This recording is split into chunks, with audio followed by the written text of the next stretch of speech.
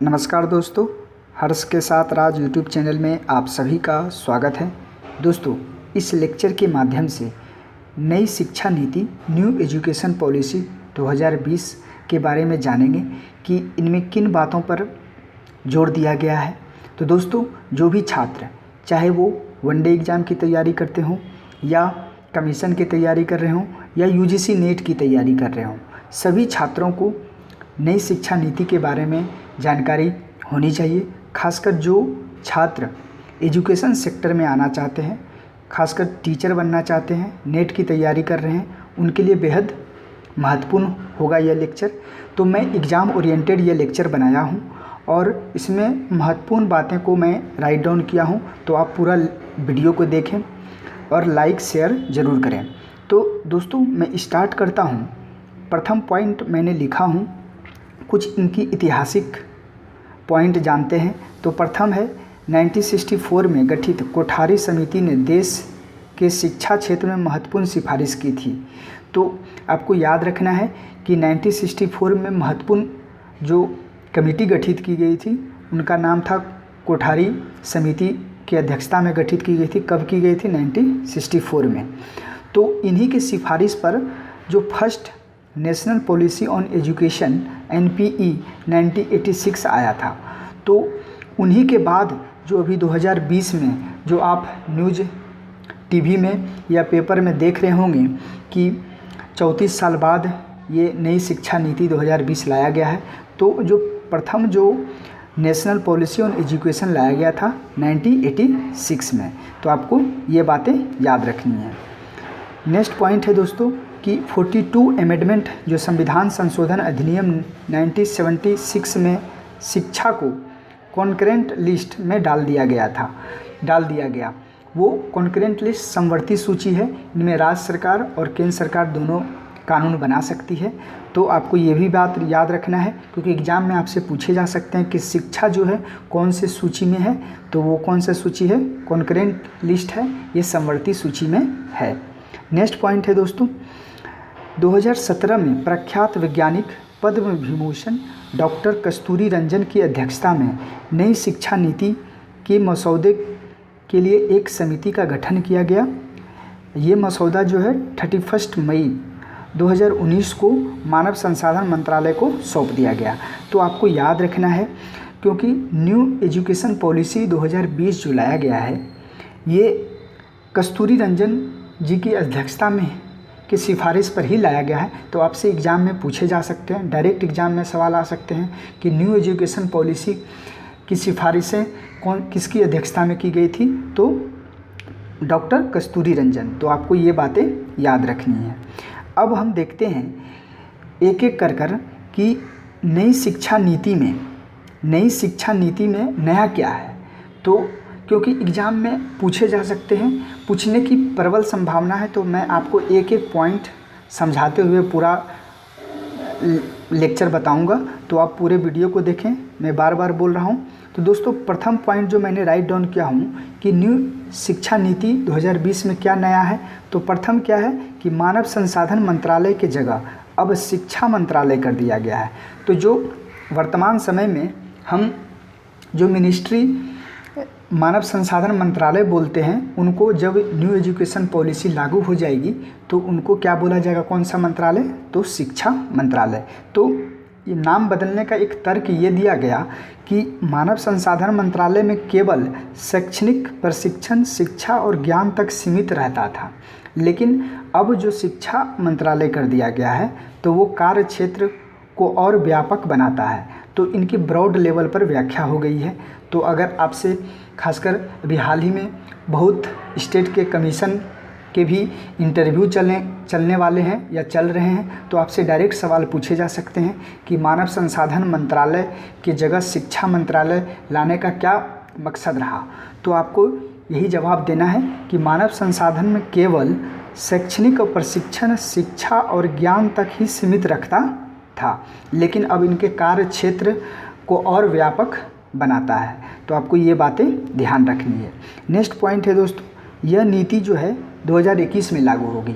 तो ये देखिए, न्यू एजुकेशन पॉलिसी जो कि HRD मिनिस्ट्री द्वारा अभी हाल ही में जो ये ड्राफ्ट लाया गया है, और इससे पहले जो कस्तूरी रंजन ने 31 मई 2019 को जो HRD मिनिस्ट्री को दिया गया था ड्राफ्ट, अब इन्हें संक्षेप में 60 या 70 पेज का कर दिया गया है। तो ये अब संसद में बिल पेश होगा, उनके बाद राष्ट्रपति माननीय राष्ट्रपति जी के पास जाएंगे और उनके बाद साइन होने के बाद यह नीति लागू होगी। तो आपको ये बातें ध्यान रखना है कि यह नीति जो है 2021 में लागू होगी। नेक्स्ट है दोस्तों, अब हम ये जो न्यू एजुकेशन पॉलिसी है इनको 2 खंड में हम पढ़ेंगे। तो इसी लेक्चर में 2 रूप में पढ़ेंगे। पहले हम स्कूली शिक्षा में क्या बदलाव आएंगे ये पॉलिसी आने के बाद, फिर हायर एजुकेशन में क्या बदलाव आएंगे तो उनके बारे में हम जानकारी लेते हैं। तो मूल महत्वपूर्ण बिंदु पर हम ध्यान केंद्रित करेंगे। वैसे आपको जब ड्राफ्ट आप पढ़ेंगे तो बहुत चीज़ें उसमें बदलाव के लिए सिफारिशें की गई है, तो लेकिन मूल बातें यही है। तो प्रथम हम स्कूली शिक्षा में देखते हैं कि 10+2 वर्तमान समय में जो हमारा स्कूली शिक्षा है वो 10+2 की जगह अब क्या कर दिया गया है, 5+3+3+4 कोई स्कूली पाठ्यक्रम होगी। तो अब हम विस्तार से जानते हैं कि 5+3+3+4 का क्या तात्पर्य है। दोस्तों आपसे एग्जाम में डायरेक्ट सवाल पूछे जा सकते हैं कि वर्तमान में स्कूली शिक्षा का पाठ्यक्रम किस आधार पर है, तो आपको ऑप्शन दिया जाएगा 10+2, 10+3 या 5+3+3+4। तो आपको टिक लगाने हैं 5+3+3+4। तो अब हम ये जानते हैं कि प्रथम जो 5 है वो क्या इंडिकेट कर रहा है, तो पहले 5 वर्ष की पढ़ाई फाउंडेशन स्टेज की होगी। जो प्रथम 5 वर्ष की पढ़ाई होगी वो फाउंडेशन स्टेज होगी, और इन्हें प्री प्राइमरी के 3 साल और पहली दूसरी कक्षा शामिल होंगे। जो प्री प्राइमरी का होगा 3 साल का होगा और पहली दूसरी कक्षा शामिल होंगे। इनमें एज निर्धारित किया गया है स्टूडेंट का, जो 3 से 8 साल के बच्चे इसमें पढ़ेंगे। नेक्स्ट है 3 वर्ष क्या निर्धारित किया गया है, तो 3 वर्ष जो है ये प्रारंभिक शिक्षा है। प्रारंभिक शिक्षा कहाँ से कहाँ तक होगा, तो कक्षा 3 से 5 तक की पढ़ाई को होगा। इनमें क्या होगा, इनमें किन चीज़ों पर ध्यान दिया जाएगा, तो छात्रों के भविष्य तैयार करेगा। एज क्या निर्धारित होगा इनमें, 8 से 11 वर्ष। तो कक्षा 3 से 5 इन वर्ष को प्रारंभिक स्तर का माना गया है, और इनमें भविष्य तैयार करने के लिए छात्रों के भविष्य तैयार करेगा। नेक्स्ट दोस्तों जो कि 3 वर्ष ही है, इनको मिडिल स्टेज कहा जाएगा। मिडिल स्टेज का कक्षा क्या होगा, तो 6 से 8 तक के छात्र शामिल होंगे इसमें। तो कक्षा 6 से जो इंटर्नशिप के साथ वोकेशनल शिक्षा की शुरुआत की गई है। तो इनमें मूल बातें ये लाया गया है कि क्लास 6 से अब कंप्यूटर कोडिंग जो ड्राफ्ट में लिखा गया है उनमें कोडिंग शब्द यूज किया गया है। तो कोडिंग सिखाया जाएगा, जिस प्रकार से विदेशों में, चीन में बच्चे से ही आपको कंप्यूटर चिप के बारे में जानकारी दिया जाता है, उसी प्रकार से भारत में भी 6 क्लास से इंटर्नशिप के साथ वोकेशनल शिक्षा की भी शुरुआत होगी। इनका एज क्या निर्धारित किया गया है, तो 11 से 14 वर्ष तक है। तो आपको याद रखना है 11 से 14 वर्ष। और लास्ट जो है 4 वर्ष क्या होगा, 4 वर्ष जो है सेकेंडरी स्टेज कहलाएगा। ये क्लास जो कक्षा 9 से 12 तक है, किसी भी विषय में के प्रति गहरी समझ पैदा, विश्लेषण क्षमता बढ़ाया जाएगा। और 1 साल में जो 9 से 12 तक की पढ़ाई होगी, ये 1 साल में 2 सेमेस्टर दोनों मिलाकर फाइनल स्कोर होगा। तो लेकिन इसमें सबसे बड़ा बदलाव यही है कि आप 9 से 12 में कोई भी सब्जेक्ट, आपको विषय की कोई स्ट्रीम लागू नहीं होगी, जिस प्रकार से वर्तमान समय में है कि 10th के बाद आपको स्ट्रीम लेनी पड़ती है, साइंस लें, कॉमर्स लें, आर्ट्स लें, लेकिन इसमें कोई ऐसा निर्धारित, इसे हटा दिया गया है। तो इंटरडिसिप्लिनरी लागू होगा। तो आपको ये बातें ध्यान रखना है। नेक्स्ट है दोस्तों, नेक्स्ट पॉइंट आप समझ चुके हैं कि 5+3+3+4 का तात्पर्य क्या हुआ। अब 10+2 को हटा दिया गया है। नेक्स्ट है दोस्तों, पॉइंट है कि 5वीं तक की पढ़ाई राष्ट्रभाषा या क्षेत्रीय भाषा में होगी। तो जो 5वीं तक की पढ़ाई है वो क्या निर्धारित कर दिया गया है कि राष्ट्रीय भाषा या क्षेत्रीय भाषा में पढ़ाया जाएगा। इंग्लिश जो होगा एक सब्जेक्ट के रूप में पढ़ाया जाएगा, लेकिन जो पढ़ाई होगी वो राष्ट्रीय भाषा और क्षेत्रीय भाषा में 5वीं तक। नेक्स्ट है दोस्तों कि 2030 तक स्कूली शिक्षा में 100% ग्रॉस इनरोलमेंट रेशियो सकल नामांकन अनुपात GER का लक्ष्य रखा गया है। तो 2030 तक स्कूली शिक्षा में 100% ग्रॉस इनरोलमेंट रेशियो का लक्ष्य रखा गया। आपसे एग्जाम में डायरेक्ट सवाल पूछे जाएंगे कि स्कूली शिक्षा में 100% ग्रॉस इनरोलमेंट रेशियो का लक्ष्य रखा गया है। कब तक रखा गया है? 2030 तक रखा गया है। और एक बात ये भी जाने कि ग्रॉस इनरोलमेंट रेशियो होता क्या है। आपके मन में प्रश्न जरूर आएगा, तो इसका संक्षेप में आपको यही जानना है कि इनरोलमेंट करना है। 2030 तक स्कूली शिक्षा में जितने उम्र तक के बच्चे को इनरोलमेंट कराना है तो उनको 100% कराने हैं इसमें। नेक्स्ट है दोस्तों कि उच्च शिक्षा में अब क्या बदलाव न्यू एजुकेशन पॉलिसी में किया गया है। अब हम पॉइंट से जानकारी लेते हैं। तो प्रथम जो पॉइंट मैंने राइट डाउन किया हुआ हूँ कि 2035 तक 50% ग्रॉस इनरोलमेंट रेशियो सकल नामांकन अनुपात को पहुंचाना है। तो आपको ध्यान में रखना है कि जिस प्रकार से स्कूली शिक्षा में 2030 तक 100% रखना था, लेकिन हायर एजुकेशन में उच्च शिक्षा में 2035 तक जो है 50% ग्रॉस इनरोलमेंट रेशियो सकल नामांकन अनुपात को पहुंचाना है, जो कि वर्तमान समय में कितना है। तो वर्तमान समय में 28.3% है। तो आपको याद रखना है। तो ग्रॉस इनरोलमेंट रेशियो आपसे GER का फुल फॉर्म भी पूछा जा सकता है या ग्रॉस इनरोलमेंट रेशियो के बारे में डायरेक्ट पूछे जा सकते हैं। तो आपको ये बातें ध्यान रखना है कि इनमें दाखिला लेने के लिए जो 100% स्कूली शिक्षा में कराना है सभी विद्यार्थी को, और हायर एजुकेशन में 50% टारगेट रखा गया है। नेक्स्ट है दोस्तों, नेक्स्ट पॉइंट है कि जो छात्र स्नातक के बाद नौकरी करना चाहते हैं उनकी पढ़ाई 3 वर्ष में पूरी हो जाएगी।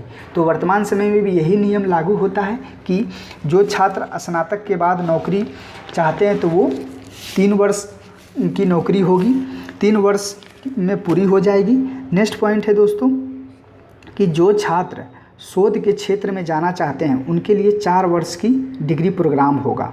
तो वर्तमान समय में क्या है, आप 3 वर्ष की ग्रेजुएशन पूरा करने के बाद 2 साल के MA करने पड़ते हैं, लेकिन अब इन्हें 1 साल का कर दिया गया है। आगे मैं यही लिखा हुआ हूँ कि ऐसे छात्र 1 साल के प्रास्नातक PG की साथ सीधे PhD में प्रवेश ले सकेंगे।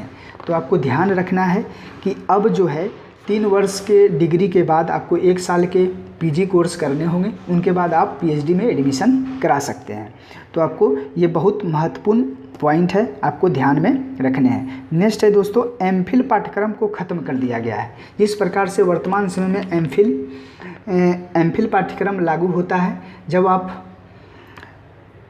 ग्रेजुएशन कर लेंगे तो उनके बाद MPhil प्रोग्राम भी होता है, फिर आप PhD कर सकते हैं। तो MPhil पाठ्यक्रम को समाप्त कर दिया गया है। नेक्स्ट है दोस्तों कि शोध को बढ़ावा देने और गुणवत्ता में सुधार के लिए नेशनल रिसर्च फाउंडेशन NRF की स्थापना होगी। इसका उद्देश्य उस शिक्षा संस्थानों में शोध संस्कृति को समझ बनाना है। तो आपसे एग्जाम में डायरेक्ट सवाल पूछे जा सकते हैं कि NRF का फुल फॉर्म क्या है या NRF की कार्य क्या है। तो इनका उद्देश्य यही है कि उस शिक्षा संस्थानों में शोध संस्कृति को समझ जो सक्षम बनाना होगा। तो ये शोध को बढ़ावा की गुणवत्ता में सुधार लाने के लिए ये नेशनल रिसर्च फाउंडेशन लाया गया है। नेक्स्ट है दोस्तों, जो न्यू एजुकेशन पॉलिसी में एक शब्द यूज किया गया है वो है मल्टीपल एंट्री या और एग्जिट सिस्टम। तो मल्टीपल एंट्री एग्जिट सिस्टम क्या होता है, तो ये हम जानते हैं। पहले प्रथम पॉइंट है कि बीच में डिग्री कोर्स छोड़ने पर ड्रॉप आउट नहीं किया जाएगा। कहने का तात्पर्य ये है कि जब आप डिग्री कोर्स करेंगे तो किसी भी परिस्थिति में, या वो आपकी आर्थिक स्थिति गड़बड़ हो या अन्य कोई कारण से आप 1 साल के बाद पढ़ाई छोड़ देते हैं तो वो आपको फिर से, आप जब पढ़ाई एंट्री करेंगे फिर से चालू करेंगे तो वो 1 साल का जो कोर्स है उनका जो क्रेडिट है आपको ऐड कर दिया जाएगा, वो आपका ख़त्म नहीं होगा, आगे 2 साल के ही कोर्स करने होंगे। तो आपको ये बातें ध्यान रखना है, इसी कारण मल्टीपल एंट्री या एग्जिट सिस्टम नाम दिया गया है।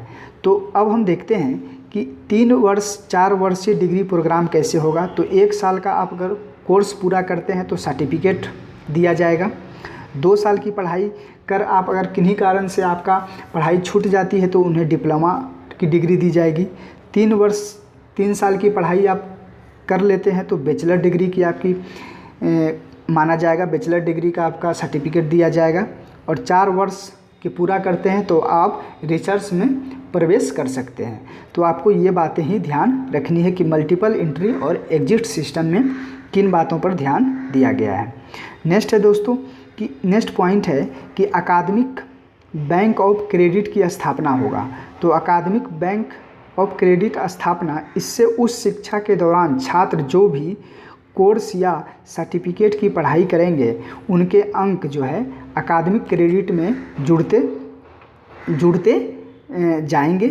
जुड़ते जाएंगे। इसके आधार पर अंतिम वर्ष की डिग्री लेने के दौरान जुड़ जाएंगे। तो आपको वही बात है, जब आप 1 साल के कोर्स पूरा कर लेंगे तो आपको सर्टिफिकेट कोर्स दिया जाएगा। उनका जो पूरा क्रेडिट है ये एक अकादमिक बैंक बनाया गया है। जिस प्रकार से आप सेविंग बैंक अकाउंट में पैसा रखते हैं उसी प्रकार से अकादमिक बैंक ऑफ क्रेडिट की स्थापना की गई। इसमें ऐड होते जाएगा और आपके जो लास्ट अंतिम वर्ष की डिग्री होगा उन सब में जोड़कर आपके डिग्री को दिया जाएगा। नेक्स्ट है दोस्तों कि इन सभी जो भी आप डिग्री 3 साल 4 साल के कर रहे हैं ये बहुविषयक होगा, मल्टीडिसिप्लिनरी स्नातक कार्यक्रम होगा। इसमें कहने का तात्पर्य यह है कि अभी वर्तमान समय में क्या होता है कि आर्ट्स वाले सब्जेक्ट वाले आर्ट्स में ही डिग्री ले सकते हैं, लेकिन ऐसा अब नहीं होगा। जिस प्रकार से वर्तमान समय में JNU में है, JNU जो कि दिल्ली में है, आप जानते हैं कि वहाँ कोई भी सब्जेक्ट से आप कोई भी MA या PhD कर सकते हैं, बल्कि आपको एग्ज़ाम निकालने पड़ते हैं। तो उसी प्रकार से मल्टीडिसिप्लिनरी कार्यक्रम होगा, यहाँ पर कोई खास स्ट्रीम लागू नहीं होगी। अब देखते हैं दोस्तों कुछ महत्वपूर्ण बातें हैं। उच्च शिक्षा में एक नियामक होगा, एक ही नियामक होगा, 4 परिषद होंगे। तो जिस प्रकार से वर्तमान समय में बहुत सारे नियामक हैं उस शिक्षा में, लेकिन अब जो न्यू एजुकेशन पॉलिसी 2020 में ये बातें कही गई है कि उस शिक्षा में सिर्फ एक नियामक होगा और 4 परिषद होंगे। तो इन्हीं के बारे में मैं बता रहा हूँ कि मेडिकल एवं कानून की पढ़ाई छोड़कर, ये बातें आपको ध्यान में रखना है। अगर एग्ज़ाम में पूछ दिए जाते हैं कि सभी एग्ज़ाम के लिए, तो नहीं, मेडिकल और कानून की पढ़ाई छोड़कर उस शिक्षा के लिए higher education commission of India HECI का गठन होगा। तो आपसे एग्ज़ाम में देखिए इससे 3-4 प्रश्न पूछे जा सकते हैं कि HECI का फुल फॉर्म क्या होता है और HECI क्या मेडिकल और कानून की पढ़ाई में भी लागू होता है? तो नहीं होता है। तो आपको इन बातों पर ध्यान रखने हैं। दोस्तों देखते हैं कि इसके 4 स्वतंत्र अंग हैं। HECI higher education commission of India के 4 स्वतंत्र अंग हैं, उनके बारे में जान लेते हैं। तो प्रथम जो है national higher education resource centre NHERC, जो कि रिसर्च प्रोजेक्ट के बारे में इनका कार्य होगा। तो आपसे अनेक प्रकार से प्रश्न पूछे जा सकते हैं कि HECI जो है इनमें कितने स्वतंत्र अंग हैं? तो 4 हैं। उनके बाद इन सब के फुल फॉर्म पूछे जा सकते हैं और कार्य भी पूछे जा सकते हैं। तो आपको ये बातें ध्यान रखना है। नेक्स्ट है दोस्तों जनरल एजुकेशन करिकुलम GEC, इनका जो कार्य होगा जो कि HECI में है, एक स्वतंत्र अंग है, वो मानक निर्धारण करने के लिए इनका कार्य होगा। नेक्स्ट है हायर एजुकेशन ग्रांट काउंसिल, जो कि वित्तीय पोषण के लिए ये स्वतंत्र निकाय है और ये HEGC इनका शॉर्ट फॉर्म है और हायर एजुकेशन ग्रांट काउंसिल है। नेक्स्ट है दोस्तों लास्ट है और नेशनल एडवाइजरी काउंसिल है NAC, जो कि मान्यता के लिए ये स्वतंत्र निकाय होंगे। तो आपको ध्यान में रखना है दोस्तों कि हायर एजुकेशन जो है, higher education commission of India जो है, ये कानून और मेडिकल को छोड़ाकर उच्च शिक्षा के लिए एक नियामक होंगे और इनके 4 स्वतंत्र अंग हैं जो कि विभिन्न प्रकार से ये सब है NHERC, GEC, HEGC और NAC। तो आपको ये बातें याद रखना है, इनके कार्य भी क्या है। नेक्स्ट है दोस्तों, नेक्स्ट है क्या कि जो हमारे ड्राफ्ट में दिया गया है न्यू एजुकेशन पॉलिसी में, इनमें प्रमुख बातें हैं ये दिए गए हैं कि जो कि एजुकेशन में जो है, एजुकेशन में 6% जो GDP का खर्च किया जाएगा। तो शिक्षा में टोटल GDP का 6% शिक्षा में खर्च किया जाएगा।